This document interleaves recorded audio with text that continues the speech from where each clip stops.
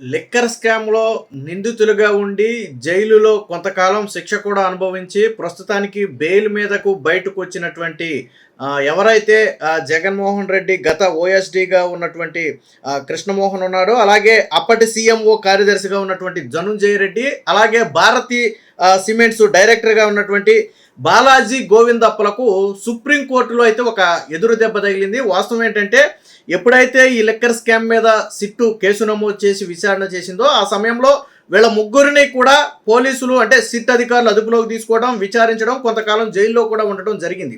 అయితే కొంతకాలం తర్వాత వీళ్ళు డిఫాల్ట్ బెయిల్ మీద జైలు నుంచి బయటకు వచ్చారు. బయటకు వచ్చిన తర్వాత గత నవంబర్ 19వ తారీఖున హైకోర్టు ఏం చేసిందంటే ఈ డిఫాల్ట్ బెయిల్ను రద్దు చేసింది. అంటే తిరిగి మళ్ళీ వీళ్ళు జైలుకు వెళ్లాల్సినటువంటి పరిస్థితి. అయితే అప్పుడు వీళ్ళు ఏం చేశారు, ఎప్పుడైతే హైకోర్టు డిఫాల్ట్ బెయిల్ రద్దు చేసిందో వెంటనే వీళ్ళు సుప్రీంకోర్టును ఆశ్రయించారు. ఏమని, ఇలా హైకోర్టు మా డిఫాల్ట్ బెయిల్ను రద్దు చేసింది, సో ఈ విషయంలో జోక్యం చేసుకుని మాకు రెగ్యులర్ బెయిల్ ఇప్పించాలని చెప్పి ఒక పిటిషన్ను సుప్రీంకోర్టులో వేస్తే సుప్రీంకోర్టు విచారించిన తర్వాత నిన్న ఏం చెప్పిందంటే హైకోర్టు తీర్పులో మేము జోక్యం చేసుకోలేము అని కుండబద్దలు కొట్టింది. ఏమని చెప్పింది, మీరు రెగ్యులర్ బెయిల్ కావాలి అంటే కింది ట్రయల్ కోర్టుకే వెళ్ళమని చెప్పింది. హైకోర్టు కూడా కాదు, కింది ట్రయల్ కోర్టుకు వెళ్ళమంది. ఒకవేళ ట్రయల్ కోర్టులో కనుక మీకు బెయిల్ రాకపోతే, రెగ్యులర్ బెయిల్ రాకపోతే 2 వారాల గ్యాప్లో మీరు హైకోర్టును ఆశ్రయించవచ్చు తప్ప ఇప్పుడున్నటువంటి పరిస్థితుల్లో ఈ కేసులో మేము జోక్యం చేసుకోలేము. ఎందుకంటే సుప్రీంకోర్టు ఈ కేసును విచారించట్లేదు. దీంట్లో ఈ లిక్కర్ స్కామ్లో ఏం జరిగిందనేది ఈ బెంచ్ విచారించట్లేదు కాబట్టి సుప్రీంకోర్టుకి తెలియదు. అయితే ట్రయల్ కోర్టు లేకపోతే హైకోర్టు ప్రధానంగా విచారిస్తున్న కోర్టులన్నీ అవే కాబట్టి దాంట్లో ఉన్న డెప్త్ ఏంటి, జరిగినటువంటి అవినీతి ఏంటి, అందులో వీళ్ళ పాత్ర ఏంటి అనేది ఆ కోర్టులకు అవగాహన ఉంది కాబట్టి వాళ్ళు ఏదైనా తీర్పు ఇవ్వచ్చు. అందుకనే సుప్రీంకోర్టు ఏం చెప్పింది, హైకోర్టు ఇచ్చినటువంటి ఏదైతే ఈ తీర్పు ఉందో ఆ విషయంలో మేము జోక్యం చేసుకోలేం. అంటే ఇక్కడ ఒకటి, ఇప్పుడు డిఫాల్ట్ బెయిల్ను హైకోర్టు రద్దు చేసింది, దాన్ని సుప్రీంకోర్టు సమర్థించింది.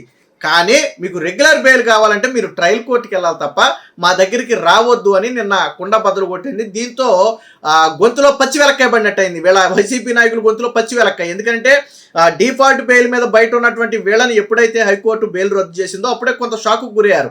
సరే, సుప్రీంకోర్టు నుంచి కొంత రక్షణ వస్తుందేమో అనుకున్నారు తప్ప బట్ సుప్రీంకోర్టు నుంచి రక్షణ అయితే రాదు. బట్ హైకోర్టు గతంలో బెయిల్ రద్దు చేసినప్పటికీ కూడా పోలీసులు అదుపులో తీసుకోవడం నుంచి కొంతకాలం మినహాయింపు ఇచ్చింది.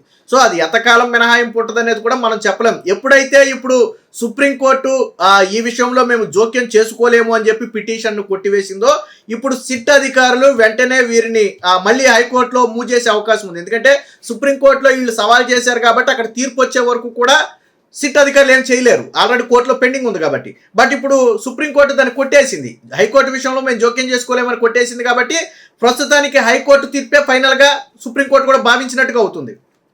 మరి దాన్ని పరిగణలో తీసుకుని డిఫాల్ట్ బెయిల్ను రద్దు చేసి మళ్ళీ వీళ్ళని జైలుకు పంపుతారా, లేదా ట్రయల్ కోర్టుకు వెళ్ళమని ఆల్రెడీ సుప్రీంకోర్టు సూచించింది కాబట్టి మళ్ళీ ట్రయల్ కోర్టులో రెగ్యులర్ బెయిల్కి దరఖాస్తు చేసుకుంటారనేది ప్రస్తుతం సస్పెన్స్గా ఉన్నప్పటికీ కూడా సుప్రీంకోర్టు నుంచి రక్షణ పొందాలి అని భావించినటువంటి ఓఎస్డి కృష్ణమోహన్ కావచ్చు, సీఎంఓ అధికారి ధనుంజయ రెడ్డి కావచ్చు, భారతీ సిమెంట్స్ డైరెక్టర్ బాలాజీ గోవిందప్పన్ కావచ్చు, వీళ్ళ ముగ్గురికి కూడా అత్యున్నత న్యాయస్థానంలో చుక్క ఎదురయ్యింది. హైకోర్టు ఇచ్చినటువంటి తీర్పు విషయంలో మేము జోక్యం చేసుకోలేమని ఈ రోజు నిన్నైతే కుండ బద్దలు కొట్టింది. ఒక రకంగా ఇది వైసీపీకి షాక్ లాంటిదనే చెప్పుకోవచ్చు. ఇప్పటికే ఈ కేసులో ఉన్నటువంటి చెవిరెడ్డి భాస్కర్ రెడ్డి కావచ్చు, లేదా మరికొంతమంది కావచ్చు ఆల్రెడీ ఇంకా జైల్లోనే ఉన్న నేపథ్యంలో వీరు బయట ఉండటం వల్ల సిట్ చెప్పేది ఒకటే, వీళ్ళు బయట ఉండటం ఏంటంటే కేసు మీద ఏమైనా ప్రభావం పడవచ్చు, వాళ్ళు సాక్షుల్ని ప్రభావితం చేయొచ్చు, సాక్ష్యాధారాలను తారుమారు చేయొచ్చు. సో ఇది సిట్టు చెప్తున్నటువంటి మాట. గతంలో హైకోర్టు డిఫాల్ట్ బెయిల్ ఎందుకు రద్దు చేసింది అంటే ఆ కేసు తీవ్రతను పరిగణలోకి తీసుకునే రద్దు చేసింది. అందులో డెప్త్ ఉంది కాబట్టి, అవినీతి ఎలా జరిగింది అనేది సిట్టు ఆధారాలతో సహా కోర్టు ముందు ఉంచింది కాబట్టి డిఫాల్ట్ బెయిల్ కూడా రద్దు చేసింది. సో ఇది ఒక రకంగా వారికి షాక్ అనే చెప్పొచ్చు. రెగ్యులర్ బెయిల్ కోసం ట్రయల్ కోర్టుకే వెళ్ళండి, మద్యం స్కామ్ నిందితులకు సుప్రీం షాకు, హైకోర్టు తీర్పులో జోక్యం చేసుకోలేమని స్పష్టీకరణ. ధనుంజయ రెడ్డి, కృష్ణమోహన్ రెడ్డి, గోవిందప్పన్ల పిటిషన్లు కొట్టివేత, అరెస్టు నుంచి రక్షణ పొడిగింపు. వచ్చిన ఓరట్ ఏదైనా ఉందంటే ప్రస్తుతానికి టెంపరీగా అరెస్టు నుంచి కొంత అంటే సుప్రీంకోర్టు తీర్పు తర్వాత వెంటనే అదుపులోకి తీసుకోకుండా ఈ రక్షణ హైకోర్టు అరెస్టు చేయకుండా ఇచ్చినటువంటి రక్షణ ఏదైతే ఉందో దాన్ని అయితే కొంతకాలం పొడిగించారు. ట్రయల్ కోర్టులో బెయిల్ రాకుంటే హైకోర్టును ఆశ్రయించవచ్చన్న బెంచ్ ఇందుకోసం వారికి 2 వారాలు వెలుసుబాటు. మీరు ట్రయల్ కోర్టులో పిటిషన్ వేసుకోండి. ట్రయల్ కోర్టులో కనుక మీకు రెగ్యులర్ బెయిల్ ఇవ్వడానికి నిరాకరిస్తే 2 వారాల సమయంలో మీరు హైకోర్టులో కూడా పిటిషన్ వేసుకోండి. ఒకవేళ హైకోర్టులో కూడా నిరాకరిస్తే చేసేదేమీ లేదు, లోనికి వెళ్ళి కూర్చోవడమే. అంతే తప్ప ఇప్పుడున్న పరిస్థితుల్లో హైకోర్టు రద్దు చేసినటువంటి డిఫాల్ట్ బెయిల్ విషయంలో మాత్రం మేము జోక్యం చేసుకోలేము అని స్పష్టంగా చెబుతూనే అరెస్టు నుంచి రక్షణ అనేది ఏదైతే హైకోర్టు గతంలోనే ఇచ్చింది, హైకోర్టు బెయిల్ రద్దు చేసినా అరెస్టు నుంచి రక్షణ ఇచ్చింది. సో ఆ రక్షణను మాత్రం కొంతకాలం అయితే పొడిగించింది. సో ఇది ఒక రకంగా సుప్రీంకోర్టులో తీవ్రమైనటువంటి భంగపాటు. ఎందుకంటే కేసు విచారణ చాలా వేగంగా జరుగుతుంది. ఏదైతే ఈ మద్యం స్కామ్ ఉందో 3,500 నుంచి 4,000 కోట్ల రూపాయల మద్యం స్కామ్గా చెబుతున్నారో, ముఖ్యంగా ముడుపులు, మనం ఏదో ఢిల్లీ లిక్కర్ స్కామ్ నాకు తెలిసి 100 కోట్లు 150 కోట్లు ఐ థింక్ 100-150 కోట్ల లిక్కర్ స్కామ్కి అంత హడావిడి జరిగితే కేజ్రీవాల్ లాంటి వ్యక్తులు వెళ్ళిపోయి అంతకాలం జైల్లో ఉంటే ఇది 3,500 కోట్లు అధికారికంగానే చెప్తున్నారు. ఇక్కడ కేసులో ప్లస్ పాయింట్ ఏంటంటే ఎవరైతే జగన్మోహన్ రెడ్డికి ముడుపులు ఇచ్చిన కంపెనీలు ఉన్నాయో, లిక్కర్ కంపెనీలు ఉన్నాయో, వాళ్ళే బహిరంగంగా ఒప్పుకున్నారు. ఎస్, ఏపీ లిక్కర్ షాపుల్లో మద్యం అమ్మాలి అంటే ఒక్కొక్క బాటిల్కి ఇంత కమిషన్ రూపంలో ఇవ్వాలి అన్నారు. దాన్ని బాటిల్ మీద వేసి అమ్ముకోమన్నారు. సో మేము అలాగే చేసామని చెప్పి ఓపెన్గానే చెప్పారు. సిట్ అధికారులకు చాలామంది లిక్కర్ ఎవరైతే అమ్ముతున్నారో వాళ్ళే చెప్పారు, ముడుపులు ఇచ్చాము, ఇచ్చిన మాట వాస్తవం అని చెప్తున్నారు. రాజకసిరెడ్డి ఆధ్వర్యంలో జరిగినటువంటి ఈ స్కామ్లో ఇప్పటికే ఎంపీ మిథున్ రెడ్డి అరెస్ట్ అవ్వటం, దాదాపు 71 రోజుల పాటు జైల్లో ఉండటం, ఆ తర్వాత బయటికి రావడం జరిగింది.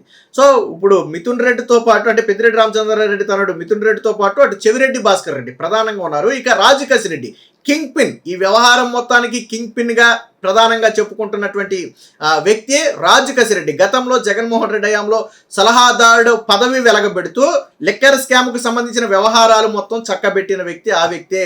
అంటే ఎవరిని అమ్మాలి, ఒక్కొక్క బ్రాండ్ నుంచి ఎంత కమిషన్ తీసుకోవాలి, తీసుకున్న కమిషన్ని ఎలా ఒక చోటకి చేర్చాలి, ఈ కథ మొత్తం నడిపింది. అంటే ఒక టీముల వారీగా విభజించి 5 స్టాక్ పాయింట్లుగా ఏర్పాటు చేసి, తాడేపల్లిలో జగన్మోహన్ రెడ్డి ఇంటి పక్కన కూడా అపార్ట్మెంట్లో ఒక ప్లాట్ తీసుకున్నారు.